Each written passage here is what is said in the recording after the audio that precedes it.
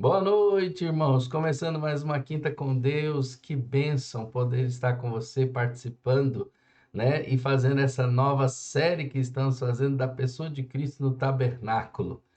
Você sabe que é uma maravilha podermos estudar a Bíblia, a palavra de Deus, palavra revelada, palavra que traz para nós ensino, crescimento espiritual.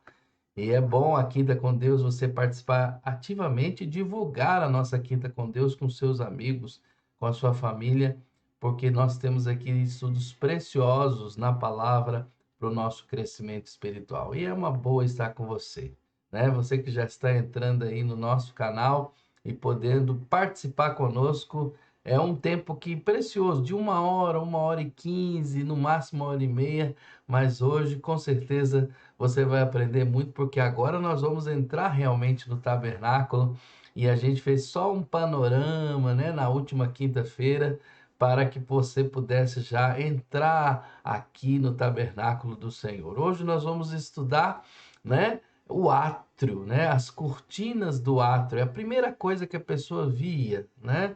Quando ela via o tabernáculo de frente ali, a primeira coisa que ela via era as cortinas cercando, né, todo aquele lugar, né, que tem então ali o santo lugar, o santíssimo lugar, né, o átrio, o pátio, mas era cercado por umas cortinas, né? Já no, né, nessas cortinas do átrio, nós já temos então um grande ensino.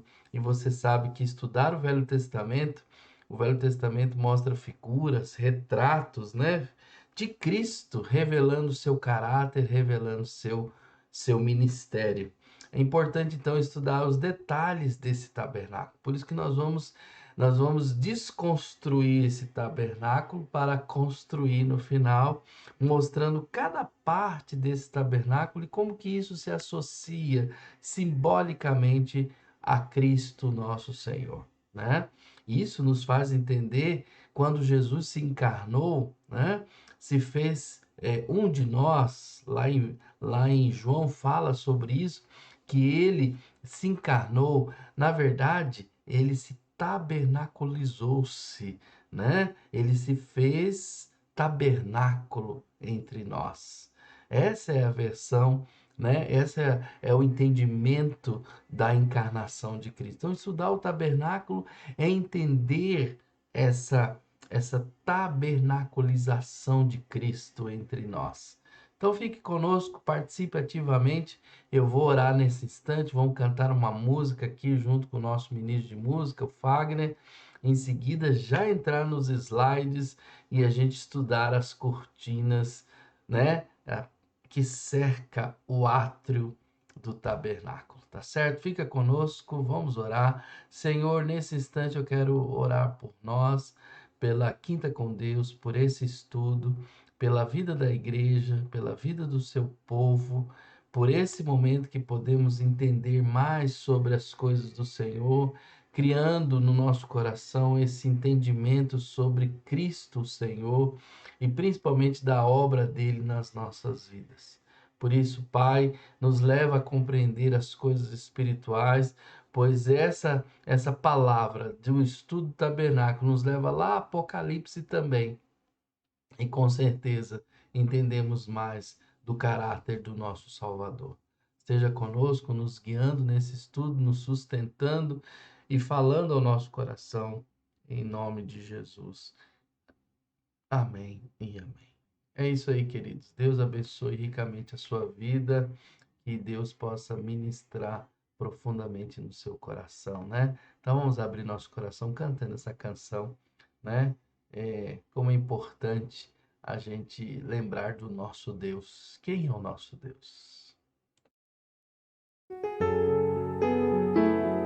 Que a mesma luz que nos iluminou um dia resplandeça aí cada vez mais e mais em nós, nas nossas casas, transborde aí com muito fervor e que o maior milagre que chegue até nós, as nossas casas, as nossas famílias, seja o milagre da salvação.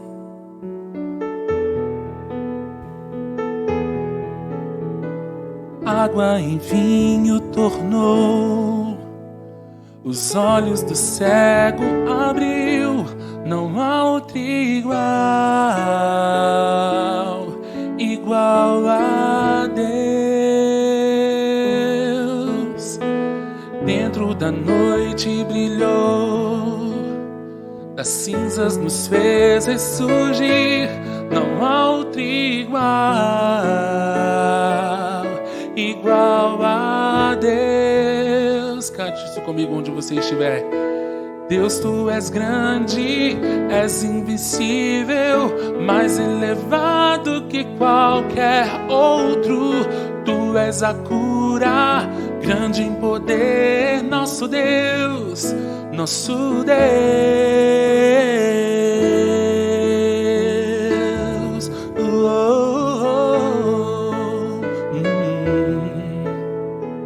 Dentro da noite brilhou, das cinzas nos fez ressurgir, não há outro igual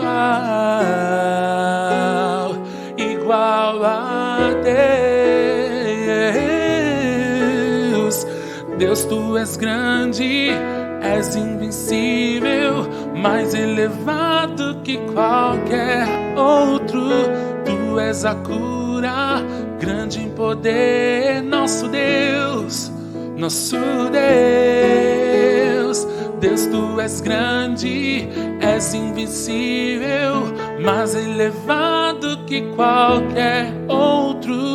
Tu és a cura, grande em poder, nosso Deus, nosso Deus. Se Deus está conosco, quem pode nos deter? Se Deus está conosco, não há o que temer. Se Deus está conosco, quem pode nos deter? Se Deus está conosco, não há o que temer. Se Deus está conosco, quem pode nos deter? Se Deus está conosco, mais uma vez, se Deus está conosco, se Deus está conosco, quem pode nos deter? Se Deus está conosco, não há o que temer.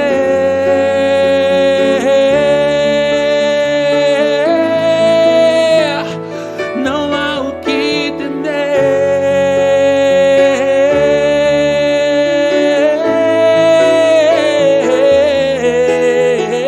Deus, tu és grande, és invencível, mais elevado que qualquer outro.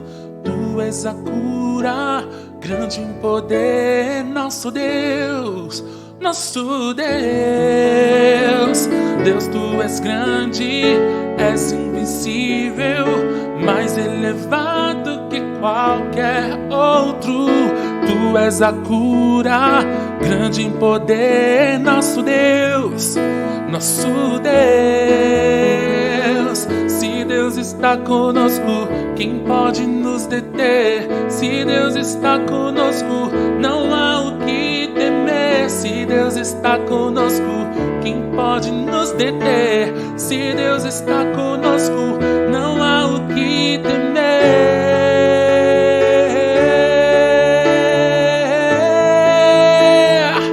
Não há o que temer.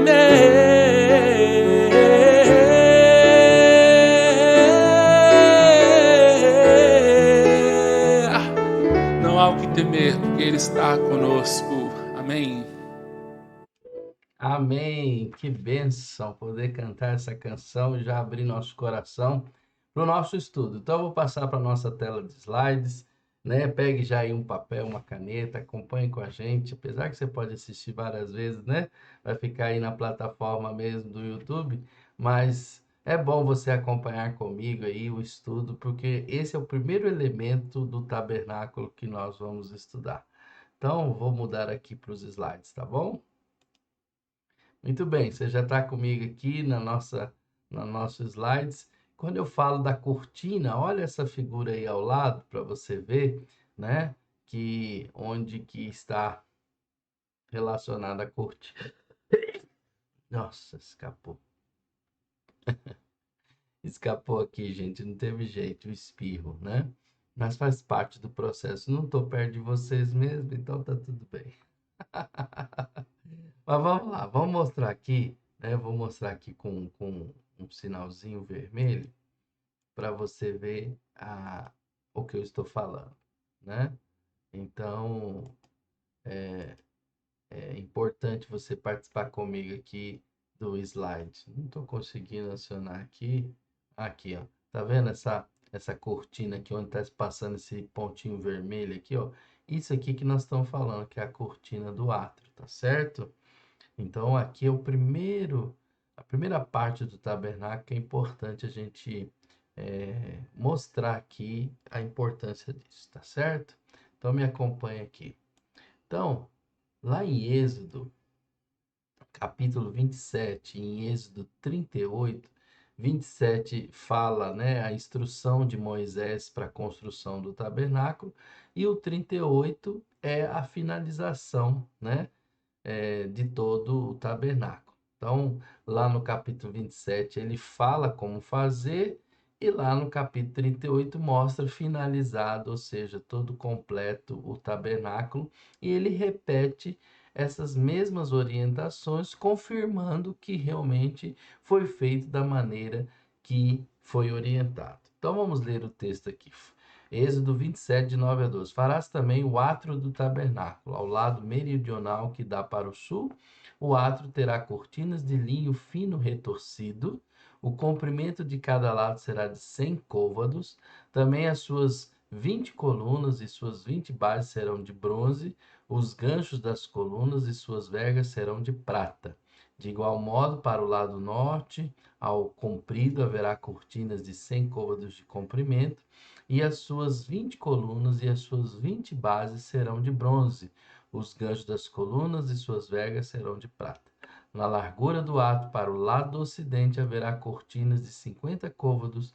As colunas serão 10 e suas bases 10. Então, aqui, côvado é um termo de medida, tá certo? Côvado é a distância, vamos pegar aqui, ó, a distância aqui do final né, aqui do cotovelo até aqui a mão, né? Essa distância aqui é um côvado.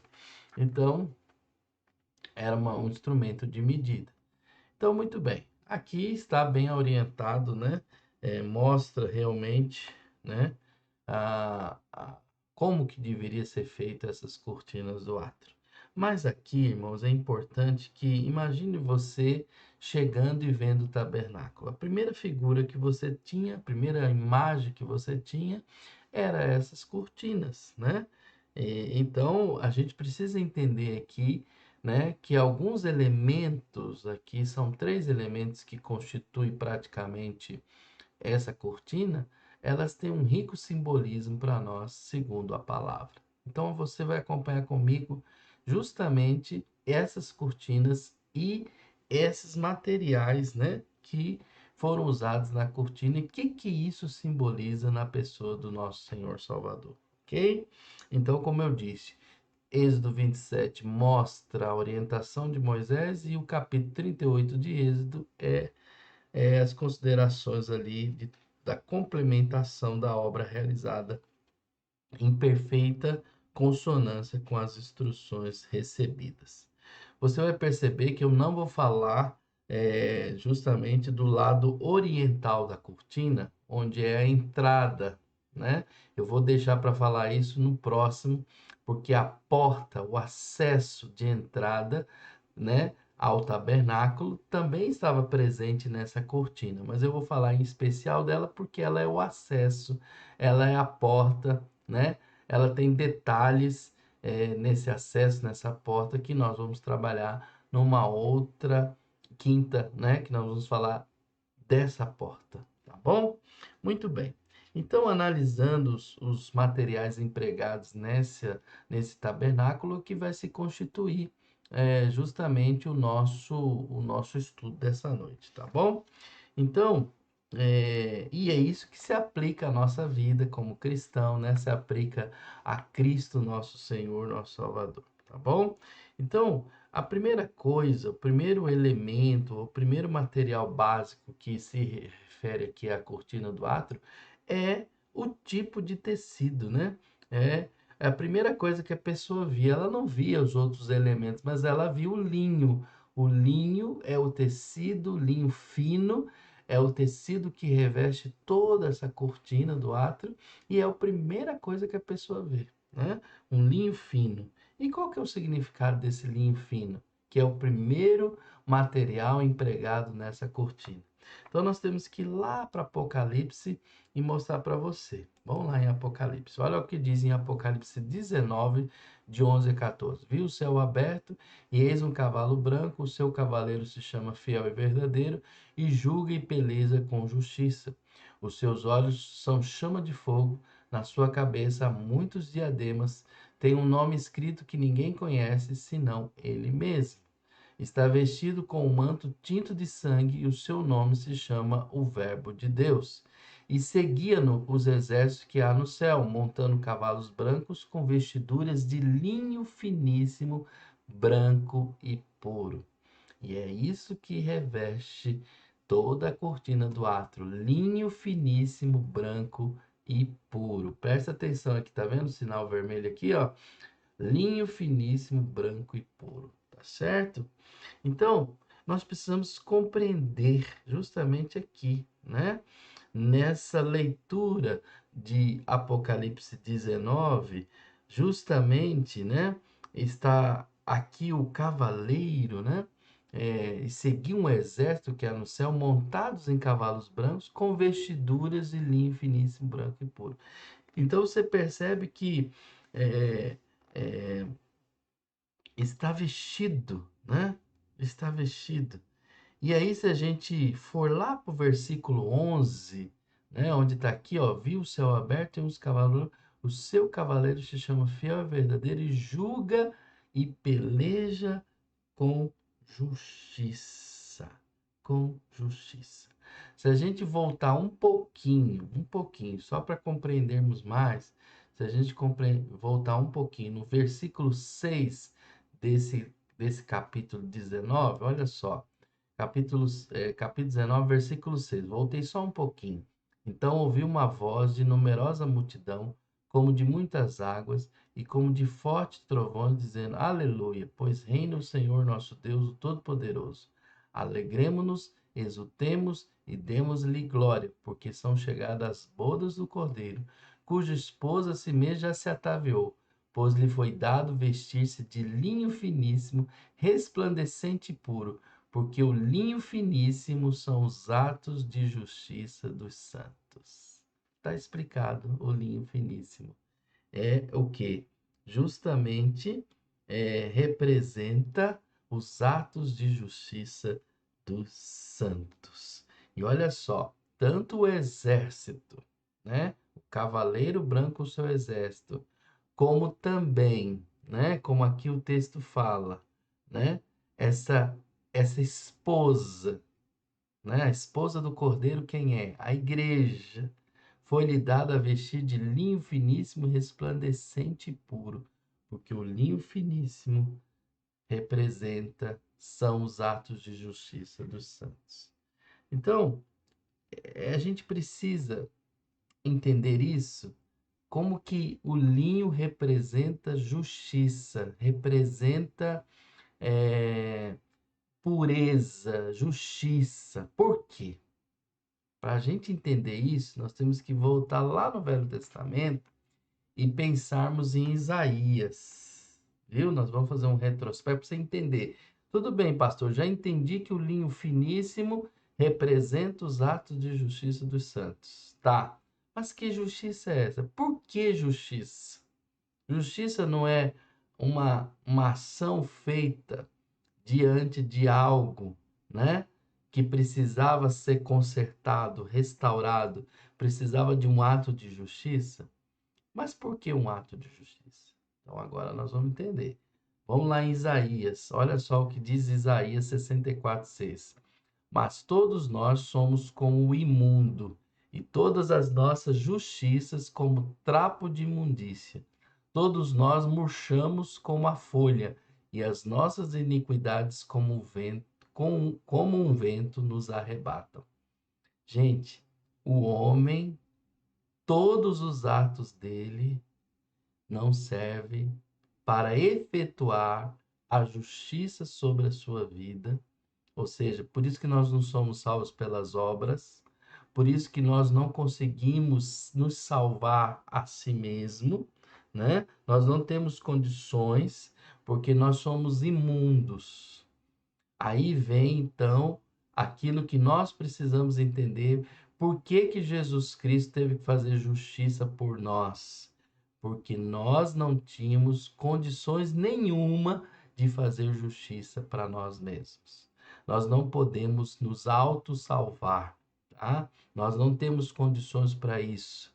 O pecado nos torna impuros, né? Nós não temos condição. Então, todo ato do homem, né? Como diz o texto aqui, mas todos nós somos como imundo e todas as nossas justiças como trapo de imundícia. Todas. Aí você fala assim, mas pastor, tem algumas coisas boas, mas isso não nos dá condição nenhuma de chegar diante de Deus e dizer: a minha justiça é capaz de me salvar. Não tem condição. São trapos de imundícia. Bom, para você entender o que é um trapo de imundícia aqui, é o absorvente. É, é aquilo que usava as mulheres para assim estancar a sua menstruação, né?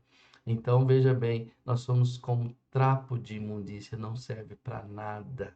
A nossa justiça não tem condição de fazer nada por nós. Se Jesus Cristo não morresse pelos nossos pecados, né? Sobre ele não fossem imputados os nossos pecados, como que nós iríamos salvar, né? Então, por isso que a obra de Jesus é, é, é justificadora, né? É redentora, porque sobre ele foi atribuído os nossos pecados e ele morreu por nós. E isso foi dado para Deus como justiça, e ele então atribui a justiça de Cristo sobre nós. Então, gente, é isso que esse linho finíssimo representa, né? Então a gente precisa entender isso. É, Às vezes nós estamos pensando muito nos nossos méritos, né? Sermos salvos pelos nossos méritos, mas a Bíblia fala que nós não temos condições de atribuir sobre nós a nossa própria justiça. Então nós podemos concluir aqui, irmãos, a partir desses textos, né? E aí eu quero voltar lá em Apocalipse para você ver. Apocalipse 7, 13 a 14 fala: um dos anciões tomou a palavra, dizendo: esses que se vestem de vestiduras brancas, quem são e de onde vieram? Respondi-lhe: meu senhor, tu sabes. Ele então me disse: são esses os que vêm da grande tribulação, porque lavaram suas vestiduras e as alvejaram no sangue do Cordeiro. Então, olha só, nós vestimos um linho finíssimo e puro, né? Um linho fino, branco, puro, porque essa veste foi lavada. O que era um trapo imundo foi lavado pelo sangue de Jesus, tá? Então podemos concluir através desses textos todos, sem qualquer equívoco, que o linho branco nas Sagradas Escrituras significa pureza, significa justiça atribuída a nós através de Cristo. Então, aplicando, né, essa figura, o significado dessa figura a Cristo, que ora estudamos, representa a cortina, né, representada pela cortina do átrio, oferece aqui então a perfeita humanidade de Cristo, né?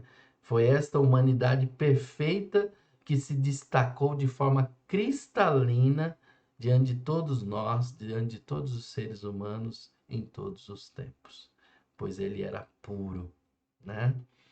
Então, a pureza de Cristo, aliado à obra que ele fez de justiça por nós, é representado por esse linho fino, puro, branco.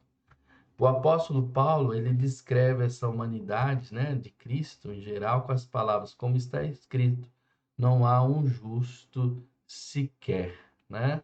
Não há um justo sequer. Vamos mostrar aqui na tela para você ver o Paulo falando como está escrito: não há um justo nenhum sequer, não há quem entenda, não há quem busque a Deus, pois todos pecaram e carecem da glória de Deus. Então, Paulo descreve a humanidade geral com essas palavras, pois todos pecaram, né?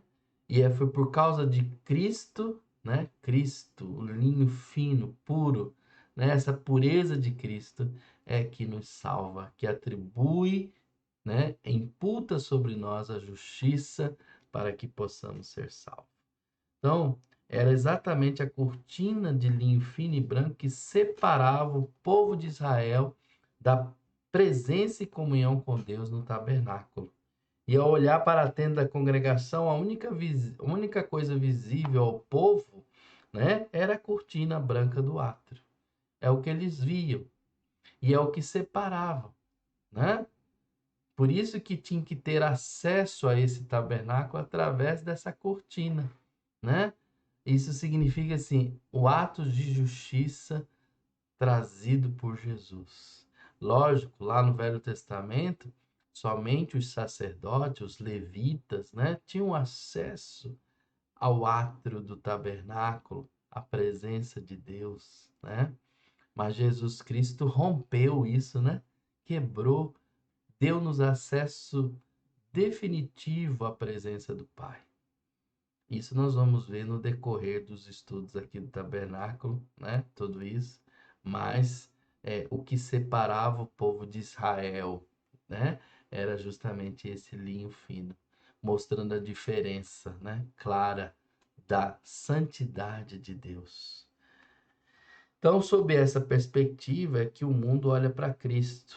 Quando Jesus estava sendo julgado perante os homens por 3 vezes, Pôncio Pilatos até atestou a perfeita humanidade dele, né? E por isso que ele falou várias vezes: eu não acho crime algum neste homem, né? Perguntou-lhe Pilatos: que é a verdade? Tendo dito isso, voltou aos judeus e lhe disse: eu não acho nele crime algum, né? João 19:4. Outra vez saiu Pilatos e lhe disse: eis que vos apresento, para que saibais que eu não acho nele crime algum.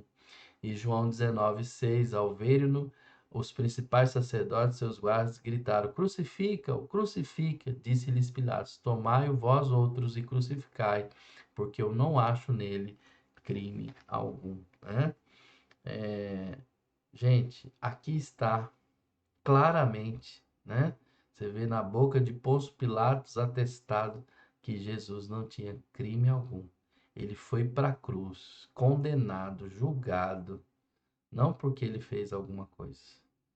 Ele foi para a cruz, a missão dele foi essa. Ele já nasceu com esta missão. Ele nasceu para morrer pelos nossos pecados. Entende isso, né? E entende a perfeita humanidade de Cristo, né? Não, eu quero dizer que essa perfeita humanidade de Cristo está em perfeita condição também de Deus. Ele é perfeitamente Deus, né? Sobre ele havia a plenitude divina do Senhor também. Não podemos separar isso em hipótese nenhuma, porque o próprio tabernáculo, né, mostra com evidência a santidade, né, como diz lá, a parte santíssima de Deus que só tinha acesso o sumo sacerdote. E que Cristo, né, como aquele que tabernaculizou-se, também tem a perfeita santidade de Deus. Ele é o próprio Deus, como diz João: o Verbo se fez carne e habitou entre nós. Habitou quer dizer, tabernaculizou-se entre nós. O próprio Deus se fez um de nós, né? Infelizmente, irmãos, essa teologia liberal infundida, né, que tanto prevalece aí atualmente, tem essa visão distorcida de Cristo, né? Olhando Jesus só como um homem perfeito, um grande profeta, um grande humanitário. Essa visão liberal tem estragado as igrejas, infelizmente, porque nós não podemos aceitar de maneira nenhuma isso. Isso faz de Jesus só um mero profeta, como Maomé ou qualquer outro. Mas Jesus é muito mais. Ele é perfeitamente humano e perfeitamente Deus, né? E não há dúvida de que Cristo foi realmente o único homem perfeito, porém jamais homens pecadores poderão seguir-lhe o exemplo sem que suas vestes sejam lavadas e alvejadas pelo seu sangue precioso. E por que que ele é precioso? Porque ele é o Deus homem, o Deus homem, né? Então ele morreu pelos nossos pecados, né? Infelizmente, já na época de Jesus, né, os próprios fariseus, né, eram seus acusadores e vivia desafiando, tentando apontar algum pecado em sua vida, né, em Jesus. Mas aí nós temos a palavra, né? João 8:46. Quem dentre vós me convence de pecado?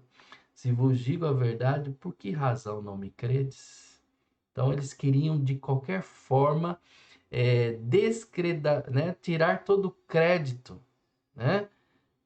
Tirar toda essa magnitude do poder de Deus. Nós temos que ter muito cuidado hoje, gente, com esses ensinos que acabam promovendo essa dicotomia separada, como se isso fosse uma verdade. Não, Jesus é um mistério, é verdade, é um mistério, mas ele é perfeitamente Deus, perfeitamente homem, né?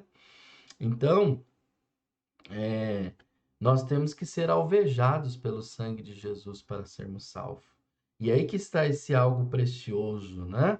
Então, a cortina do átrio do tabernáculo constituía-se uma barreira intransponível espiritualmente.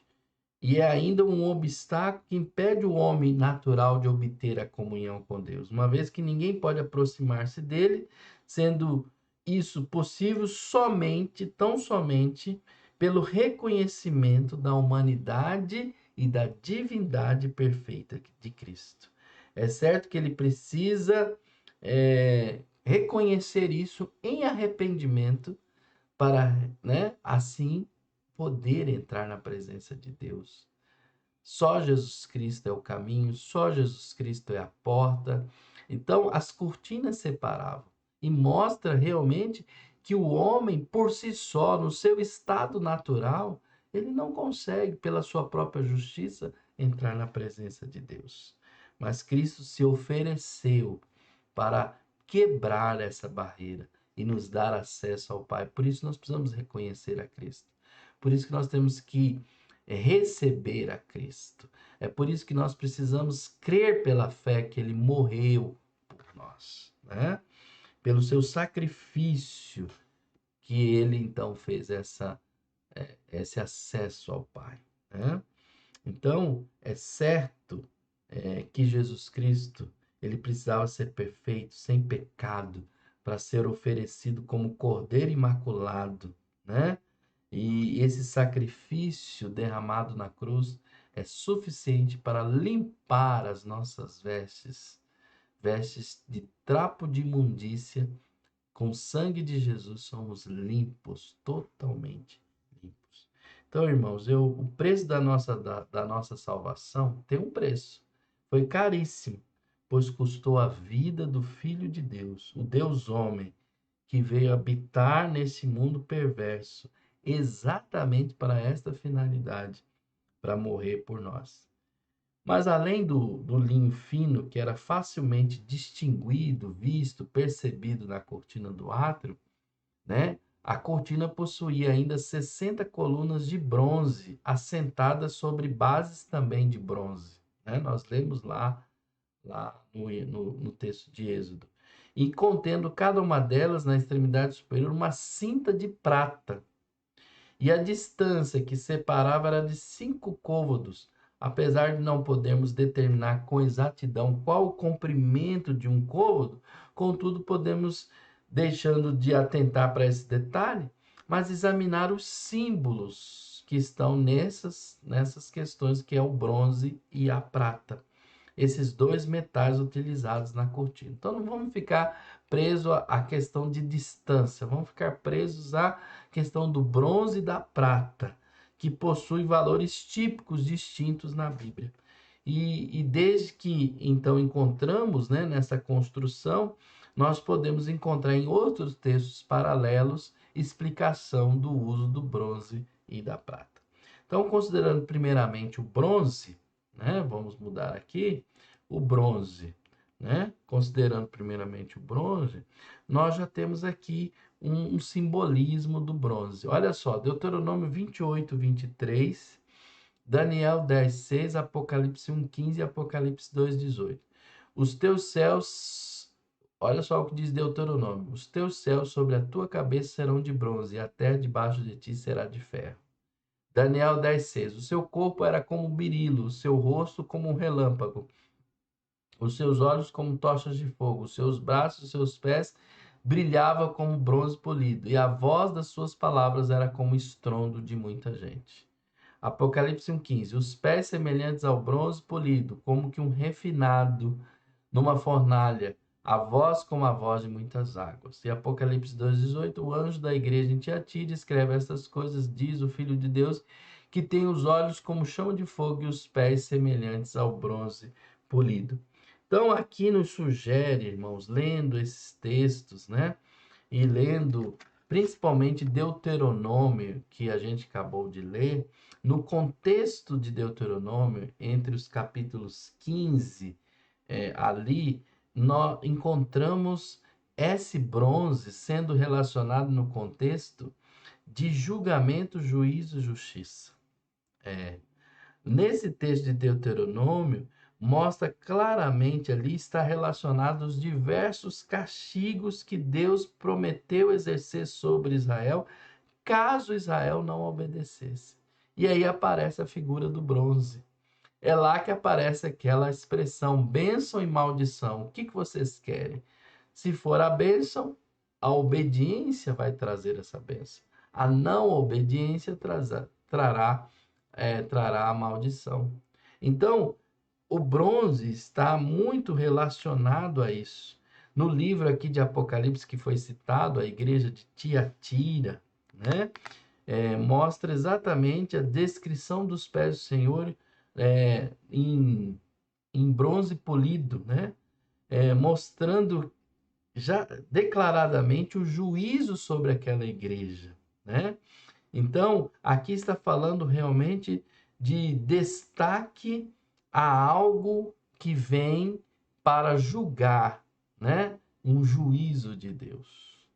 Então, isso está lá na cortina do átrio, esse material, né?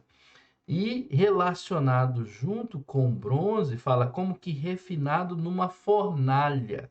Olha o que diz em Apocalipse 1,15 aí, ó. Refinado numa fornalha. Então, esse bronze também está associado ao fogo.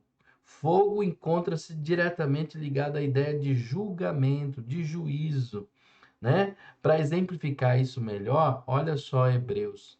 Por isso, recebendo nós um reino inabalável, retenhamos a graça pela qual sirvamos a Deus de modo agradável, com reverência e santo temor, porque o nosso Deus é fogo consumidor. Hebreus reforçando aí a ideia também disso, de que fogo é símbolo de julgamento e juízo, né? Porque o nosso Deus também é fogo, é juízo. Nós não podemos esquecer. Hoje vivemos o período da graça em Cristo, mas chegará o momento do dia do juízo, do julgamento de Deus. E ali estará a referência que nós estamos estudando aqui no tabernáculo, que é o bronze, o fogo, né? Lá em Daniel 10,6 também encontramos a descrição, né? Nessa visão que Daniel teve dessa estátua, né? E fala também de bronze polido. E o episódio mostra lá em, em Daniel uma descrição também dessa cristofania, dessa presença de Deus. E ali falava do pronunciamento daquele mensageiro, cujos pés brilhavam à semelhança ao bronze polido, e encerrava uma mensagem de julgamento sobre os reinos vindouros, conforme podemos verificar estudando o capítulo 11 de Daniel. Aquela estátua com todas as suas partes e como que ali estabeleceria um juízo sobre aqueles reinos. Então, É importante a gente considerar aqui a respeito do bronze como um tipo de símbolo de julgamento. Então, no deserto, quando o povo estava caminhando, peregrinando pelo deserto, eles também tiveram um momento lá de terem que fazer uma haste com a serpente de bronze. Devido à desobediência deles, eles foram atacados por serpentes. E Moisés intercede pelo povo e Deus manda construir, né, uma haste de serpente de bronze. Todo aquele que olhasse para aquela haste de serpente de bronze, as picadas, né, das serpentes não fariam efeito, né? E aí lá no verso 9, nós temos essa palavra. Deixa eu ver se eu tenho ela aqui. Aqui eu já falei esses textos. A serpente de bronze, Números 21:9, fez Moisés uma serpente de bronze e pôs sobre uma haste, sendo alguém mordido por alguma serpente, se olhava para presentes, para de bronze sarava. João 3, 14 e 15 é a referência que usa no Novo Testamento para essa haste de bronze que foi feita no deserto, ligando isso a Cristo, né? Quem olha para Jesus, para a cruz, né? Então, foi dada essa explicação por Jesus a Nicodemos. Olha só o que diz João 3, 14, 15. E do modo que Moisés levantou a serpente no deserto, assim importa que o Filho do Homem seja levantado, mostrando mostrando a ligação da serpente de bronze no deserto com a cruz que Jesus morreu por nós lá, para que todo aquele que nele crê tenha a vida eterna, né? Muito bem. Então, a serpente era um símbolo de juízo. Disso nós não temos dúvida nenhuma, né? Então, entendemos que nas escrituras os símbolos são sempre consistentes. Nesse caso, a serpente não pode ser considerada como um símbolo de Cristo, mas uma vez que toda a Bíblia ela sempre simboliza a manifestação do poder de Deus, né? Sobre Satanás, né? Então, a ligação que tem dessa haste de serpente de bronze com Cristo importa que Cristo tenha sido levantado para que toda obra maligna, toda obra do mal também fosse vencida, ligando isso então a Gênesis 3:1, né? Que traz ali que pisará, calcarás sobre a cabeça da serpente. E Apocalipse 22, que fala, ele segurou o dragão, a antiga serpente, que é o diabo, Satanás, né? Que dá aqui o sentido que Jesus venceu, né? O mal, né? Por nós, fazendo justiça por nós naquela cruz. Então, embora parece que eu falei que há uma ligação no sentido, mas há uma ligação nesse sentido da obra redentora de Cristo, né? Em cima da haste da serpente de bronze. Serpente é sempre símbolo do mal, símbolo de Satanás, mas por isso importa que Jesus tenha sido levantado na cruz para sim fazer toda essa obra, né? Sobre nós, né? Como seu fruto, né? Manifestado ali a sua justiça, seu poder sobre aquele que vem para matar, roubar e destruir. É isso, queridos. De fato, estudarmos aqui essa cortina do átrio nos liga perfeitamente à obra de Cristo feita na cruz. Então, esses bronzes, né, aparecendo ali na cortina do átrio, nos faz lembrar as palavras de Jesus, né? Do mesmo modo que Moisés levantou a serpente no deserto, assim importa que o Filho do Homem seja levantado. Cristo foi levantado na cruz, pela mesma razão porque aquela figura de bronze foi erguida no deserto.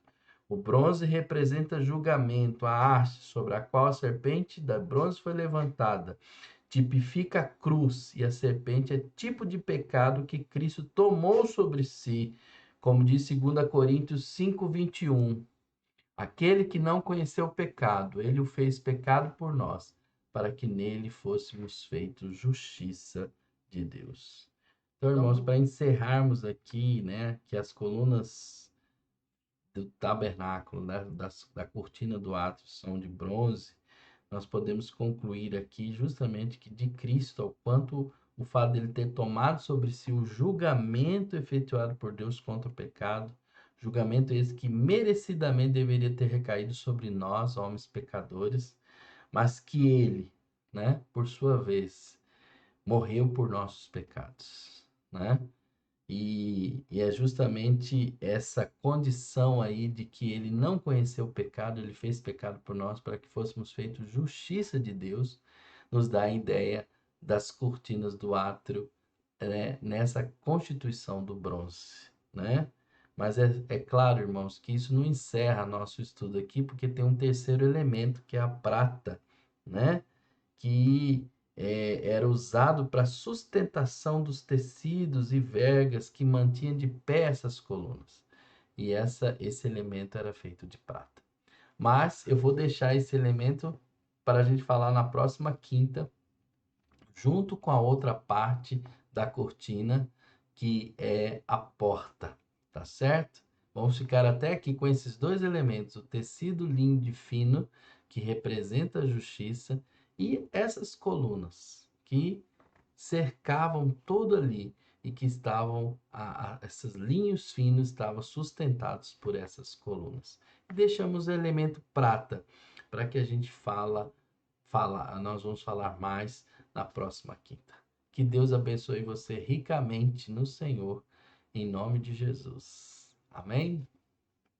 Então vamos cantar uma música ao Senhor, lembrando justamente o que Cristo fez por nós naquela cruz. Que Deus abençoe você.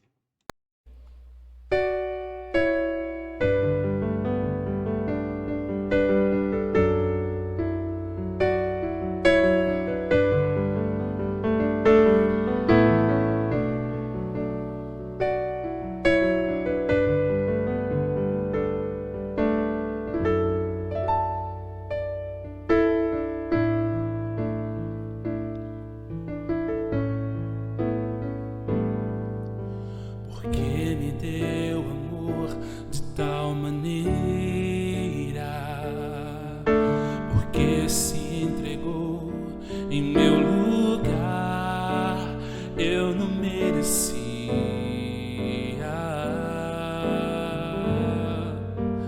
eu não merecia.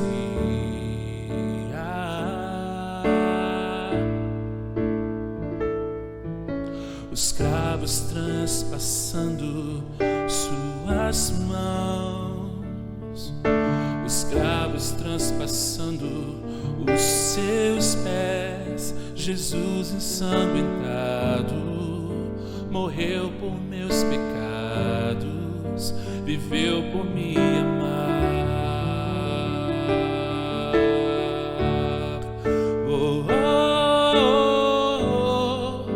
A cruz está vazia. Jesus não está lá. Seu corpo ensanguentado morreu por meus pecados, viveu por me amar.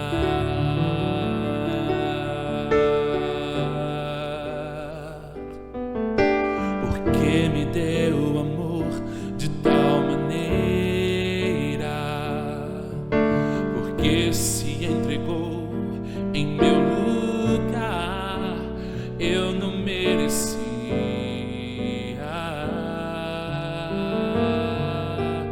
eu não merecia.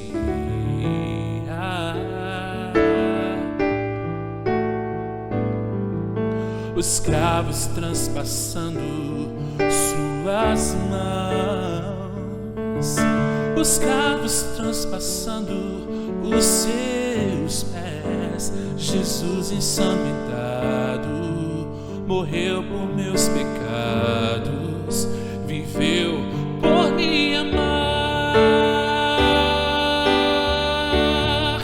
Oh, oh, oh, a cruz está vazia. Oh, oh, oh, Jesus não está lá. Oh, oh, oh, seu corpo ensanguentado morreu por meus pecados, viveu por me amar.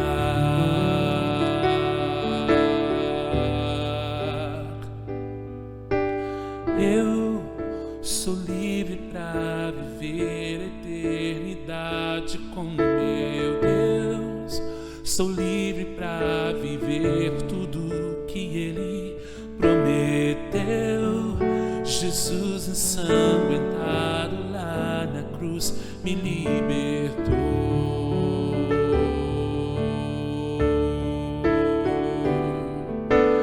Eu sou livre para viver a eternidade com meu Deus. Sou livre para viver tudo que Ele prometeu. Jesus ensanguentado lá na cruz me libertou. Oh, oh, oh, oh, a cruz está vazia. Oh, oh, oh, Jesus não está lá.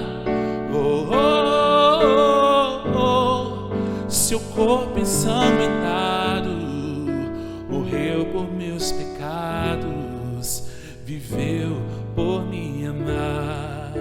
Morreu por meus pecados, viveu por me amar.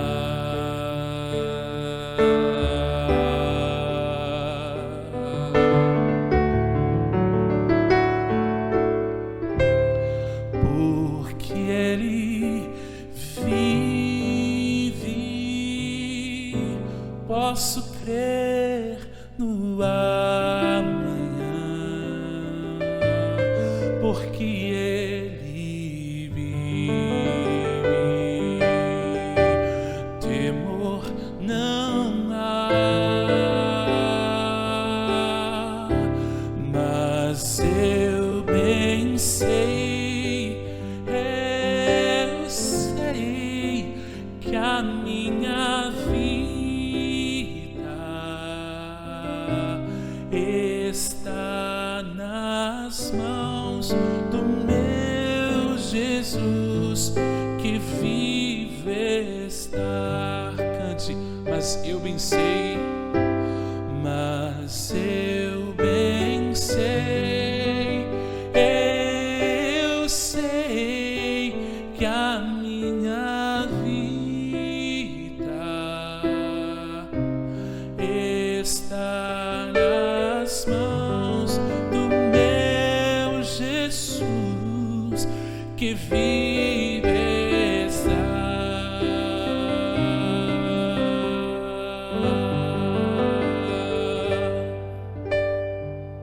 Amém. Amém. Que Deus abençoe todos vocês. Eu concluo então essa parte do estudo na próxima quinta. Que Deus abençoe você. Infelizmente eu tive que gravar essa quinta com Deus. Você está assistindo uma gravação, mas que Deus possa estar falando muito ao seu coração. E na próxima quinta nós concluímos aí a parte, né, desse elemento prata, né, que constituiu um dos materiais da confecção da cortina do átrio, tá certo? Que Deus abençoe ricamente você. Eu quero fazer essa oração porque eu sei que a oração chegará no seu coração e na sua família. Senhor, muito obrigado por causa de Cristo, por causa da justiça que Ele atribuiu a nós, morrendo naquela cruz.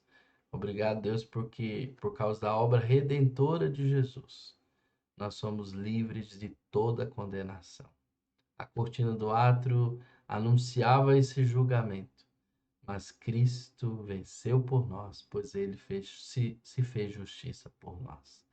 Seja, ó Deus, falando no nosso coração, porque o inimigo das nossas almas, que veio para matar, roubar e destruir, que é cada dia a gente entender e ter dúvida no nosso coração sobre a obra de Jesus Cristo, mas ele era perfeitamente homem, perfeitamente Deus e morreu por nós, se fez justiça por nós. Muito obrigado pela graça, pelo benefício que temos por Cristo, porque por causa dele podemos falar com o Senhor em qualquer lugar, podemos estar na tua presença. Não precisamos mais de nenhum mediador a não ser Cristo, nenhum mediador humano a não ser Cristo, que se fez um dia um de nós, como Deus homem, morreu naquela cruz e nos deu livre acesso ao Pai. Muito obrigado por esse benefício, porque esta oração está sendo feita aqui em nome de Jesus e somos abençoados e acrescentados por causa da obra de Jesus em nossas vidas. Assim eu oro pedindo isso, a tua intervenção e teu cuidado, no nome de Jesus. Amém e amém. É isso aí, querido. Que Deus abençoe ricamente você. Uma excelente restante de semana, né? Que Deus abençoe grandemente você. Amém? Tchau, tchau.